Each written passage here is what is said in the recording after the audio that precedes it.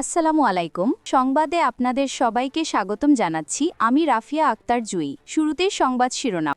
হুথির সামরিক প্রধানকে হত্যা করল ইসরায়েল। গাজায় নতুন অভিযান চালাতে পারে ইসরায়েল। ক্ষেপণাস্ত্র নিয়ে ট্রাম্পকে কড়া হুঁশিয়ারি পুতিনের।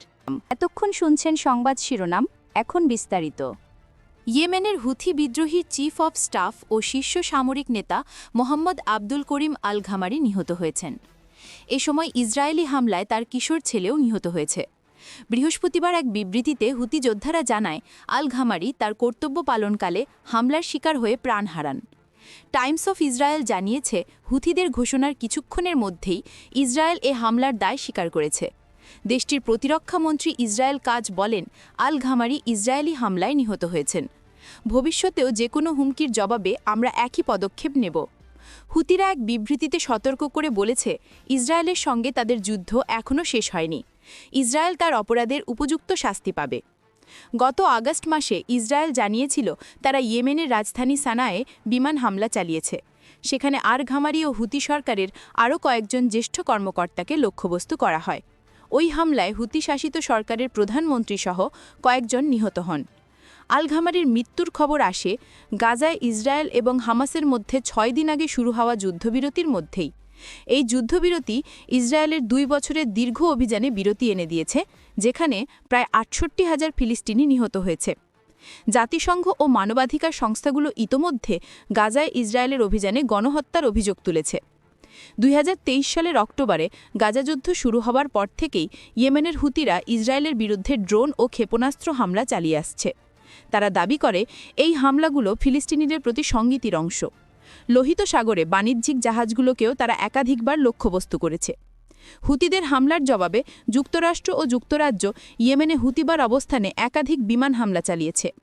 আল ঘামারির মৃত্যুর পর হুতিরা এক বিবৃতিতে জানায়, ইসরায়েলের নৃশংস হামলা সত্ত্বেও ইয়েমেনি জনগণ ধৈর্য, শক্তি ও অবিচলতার সঙ্গে তা মোকাবেলা করেছে।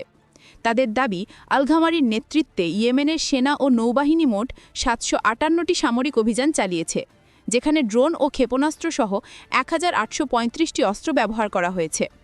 হুতিদের নেতা আবদেল মালেক আল হুতি বলেছেন, গাজায় সমর্থনে সামরিক অভিযানে আল ঘামারির ভূমিকা ছিল অপরিহার্য। বৃহস্পতিবার এক টেলিভিশন ভাষণে তিনি বলেন, আমাদের নেতারা আল্লাহর উদ্দেশ্যে নিজেদের উৎসর্গ করেছেন। এটি আমাদের প্রতিরোধের আন্তরিক অবস্থানের প্রতিফলন। ফিলিস্তিনি জনগণকে বিচ্ছিন্ন করার আমেরিকার প্রচেষ্টা সত্ত্বেও ইয়েমেন প্রতিরোধের পথেই রয়েছে। আল ঘামারির মৃত্যুর পরও নেতৃত্ব ও সেনা এই পথ অব্যাহত রাখবে। গত সপ্তাহে গাজায় যুদ্ধবিরতি ঘোষণার পর হুতিরা জানিয়েছিল তারা যুদ্ধবিরতির শর্ত পর্যবেক্ষণ করবে। ইসরায়েল যদি চুক্তি ভঙ্গ করে তবে গাজার প্রতি সমর্থন পুনরায় শুরু করবে তারা। ফিলিস্তিনি প্রতিরোধ সংগঠন হামাস যদি চলমান যুদ্ধবিরতির চুক্তির শর্ত মেনে না চলে, তাহলে ইসরায়েলকে আবারও গাজায় অভিযান চালাতে অনুমোদন দেওয়া হবে বলে মন্তব্য করেছেন মার্কিন প্রেসিডেন্ট ডোনাল্ড ট্রাম্প। বৃহস্পতিবার এক সাক্ষাৎকারে তিনি এমন মন্তব্য করেন। এই বক্তব্যের বিষয়টি আন্তর্জাতিক সংবাদ মাধ্যম CNN-এ প্রচারিত হয় এবং পরে তুরস্ক-ভিত্তিক বার্তা সংস্থা আনাদোলু এজেন্সি তা নিশ্চিত করে। ইসরায়েল যদি চায়, ওদের গুড়িয়ে দিতে পারে।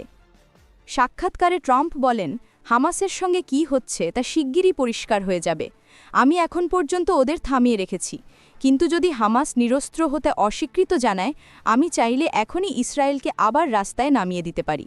তিনি আরও বলেন, ইসরায়েল যদি সিদ্ধান্ত নেয়, তারা হামাসকে একেবারে নিশ্চিহ্ন করে ফেলতে পারে।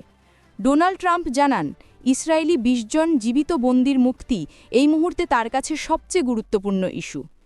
একই সঙ্গে তিনি বলেন, হামাসকে অবশ্যই চুক্তি অনুযায়ী বাকি মরদেহগুলো ফেরত দিতে হবে এবং অস্ত্র পরিত্যাগ করতে হবে। হামাসের সামরিক শাখা কাসাম ব্রিগেডস এক বিবৃতিতে জানিয়েছে, তারা চুক্তি অনুযায়ী সব জীবিত বন্দীকে হস্তান্তর করেছে। এছাড়া যে কয়টি মরদেহ উদ্ধার করা সম্ভব হয়েছে সেগুলোও ফেরত দেওয়া হয়েছে।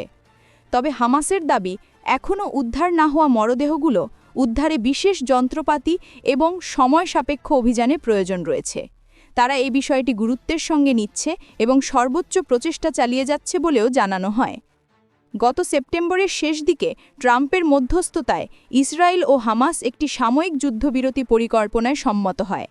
পরিকল্পনার আওতায় গাজায় যুদ্ধবিরতি কার্যকর, ইসরায়েলি জিম্মিদের মুক্তি, ফিলিস্তিনি বন্দীদের বিনিময় এবং ধীরে ধীরে গাজা উপত্যকা থেকে ইসরায়েলি বাহিনীর প্রত্যাহারের বিষয় অন্তর্ভুক্ত ছিল। এই চুক্তির আওতায় গত শুক্রবার থেকে যুদ্ধবিরতির প্রথম ধাপ কার্যকর হয়।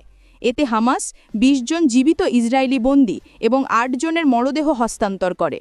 বিনিময়ে ইসরায়েল ২০০০-এর বেশি ফিলিস্তিনি বন্দীকে মুক্তি দেয়। ফিলিস্তিনি প্রতিরোধ সংগঠন হামাস যদি চলমান যুদ্ধবিরতির চুক্তির শর্ত মেনে না চলে, তাহলে ইসরায়েলকে আবারও গাজায় অভিযান চালাতে অনুমোদন দেয়া হবে বলে মন্তব্য করেছেন মার্কিন প্রেসিডেন্ট ডোনাল্ড ট্রাম্প। বৃহস্পতিবার এক সাক্ষাৎকারে তিনি এমন মন্তব্য করেন। এই বক্তব্যের বিষয়টি আন্তর্জাতিক সংবাদ মাধ্যম সিএনএনে প্রচারিত হয় এবং পরে তুরস্ক ভিত্তিক বার্তা সংস্থা আনাদোলু এজেন্সি তা নিশ্চিত করে। ইসরায়েল যদি চায় ওদের গুঁড়িয়ে দিতে পারে। সাক্ষাৎকারে ট্রাম্প বলেন, হামাসের সঙ্গে কি হচ্ছে তা শিগগিরই পরিষ্কার হয়ে যাবে। আমি এখন পর্যন্ত ওদের থামিয়ে রেখেছি, কিন্তু যদি হামাস নিরস্ত্র হতে অস্বীকৃতি জানায়, আমি চাইলে এখনই ইসরায়েলকে আবার রাস্তায় নামিয়ে দিতে পারি। তিনি আরও বলেন, ইসরায়েল যদি সিদ্ধান্ত নেয়, তারা হামাসকে একেবারে নিশ্চিহ্ন করে ফেলতে পারে। ডোনাল্ড ট্রাম্প জানান, ইসরায়েলি ২০ জন জীবিত বন্দীর মুক্তি এই মুহূর্তে তার কাছে সবচেয়ে গুরুত্বপূর্ণ ইস্যু। একই সঙ্গে তিনি বলেন, হামাসকে অবশ্যই চুক্তি অনুযায়ী বাকি মরদেহগুলো ফেরত দিতে হবে এবং অস্ত্র পরিত্যাগ করতে হবে। হামাসের সামরিক বিভাগ কাসাম ব্রিগেডস এক বিবৃতিতে জানিয়েছে, তারা চুক্তি অনুযায়ী সব জীবিত বন্দীকে হস্তান্তর করেছে। এছাড়া যে কয়টি মরদেহ উদ্ধার করা সম্ভব হয়েছে, সেগুলো ফেরত দেওয়া হয়েছে। তবে হামাসের দাবি, এখনও উদ্ধার না হওয়া মরদেহ উদ্ধারে বিশেষ যন্ত্রপাতি এবং সময় সাপেক্ষ অভিযানের প্রয়োজন রয়েছে। তারা এ বিষয়টি গুরুত্বের সঙ্গে নিচ্ছে এবং সর্বোচ্চ প্রচেষ্টা চালিয়ে যাচ্ছে বলেও জানানো হয়। গত সেপ্টেম্বরের শেষ দিকে ট্রাম্পের মধ্যস্থতায় ইসরায়েল এবং হামাস একটি সামরিক যুদ্ধবিরতি পরিকল্পনায় সম্মত হয়। পরিকল্পনার আওতায় গাজায় যুদ্ধবিরতি কার্যকর, ইসরায়েলি জিম্মিদের মুক্তি, ফিলিস্তিনি বন্দীদের বিনিময় এবং ধীরে ধীরে গাজা উপত্যকা থেকে ইসরায়েলি বাহিনীর প্রত্যাহার। এই চুক্তির আওতায় গত শুক্রবার থেকে যুদ্ধবিরতির প্রথম ধাপ কার্যকর হয়। এতে হামাস ২০ জন জীবিত ইসরায়েলি বন্দী এবং ৮ জনের মরদেহ হস্তান্তর করে। বিনিময়ে ইসরায়েল ২০০০-এর বেশি ফিলিস্তিনি বন্দীকে মুক্তি দেয়।